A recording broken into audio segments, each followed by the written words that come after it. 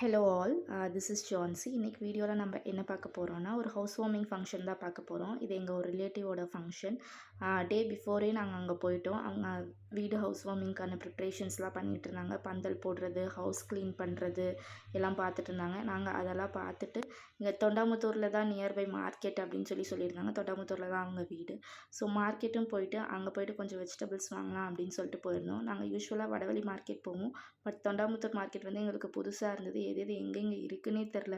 அதெல்லாம் தேடி கண்டுபிடிக்கிறதுக்கே ஒரு இதான மாதிரி இருந்துச்சு. சுற்றி சுற்றி பார்த்தா எல்லாமே ஒரே இடத்துல இருந்த மாதிரி இருந்தது.